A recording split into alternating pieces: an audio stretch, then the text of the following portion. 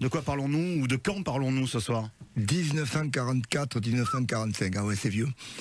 Mais vu qu'on est avec une recrue, on va parler du transfert le plus rocambolesque, pagnolesque certainement de l'histoire du rugby. C'est le passage de Puig-Aubert, Pipette, du rugby à 15 au rugby à 13. Et là, ça a riflé. Alors ça commence le 26 mars 1944, Cyril, titre de champion de France de l'USAP. L'USAP, le 26 mars 1944, gagne la finale du championnat à Paris contre l'Aviron Bayonnais. Ça commence bien, c'est sous les bombes allemandes. Bombardement, le stade a failli être évacué. Bon. Et puis Puig-Aubert, 18 ans, il fait un match fou. Dans l'auto qui deviendra l'équipe, le journaliste a écrit: on attendait le torero Jean Daugé de Bayonne et on vit le petit prodige Puig-Aubert.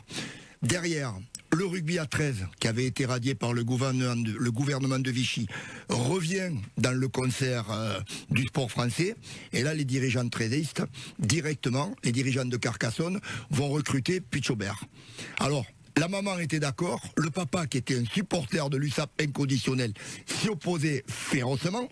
Donc ils sont allés le voir le jour où le papa est parti à la chasse, le jour de l'ouverture de la chasse.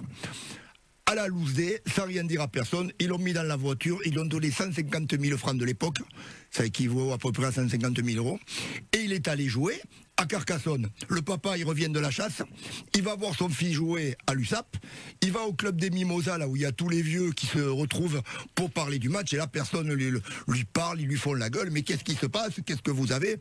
Eh ben, toi, t'es comme les cocus, t'es le dernier au courant, hein. C'est ça qu'on lui a dit. Pendant que tu fais le malin, ton fils est parti jouer avec les treizeistes à Carcassonne. Le père est parti au commissariat porter plainte pour rap d'enfant. Pendant ce temps, Pipette était à Carcassonne. Les gendarmes arrivent au stade et le président de la fédération, Paul Barbière, il a embrouillé les gendarmes. Il faut savoir qu'à l'époque, quand on faisait un match de rugby à 13, on ne pouvait plus jamais rejouer au rugby à 15. On était grillés. Donc il a dit aux gendarmes: je vous suivrai après pour rap d'enfant. Asseyez-vous à côté, regardez le match.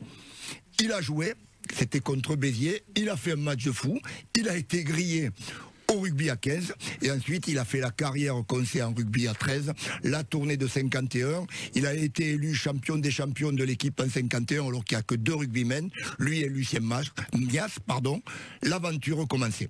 Merci beaucoup Pierre Vergès, merci Mathias Pala, on va aller rentrer à la maison, bon match pour samedi, ce match de préparation. Merci Sandra, à très vite. Si je peux juste une petite annonce, je recherche un logement pour un de nos joueurs.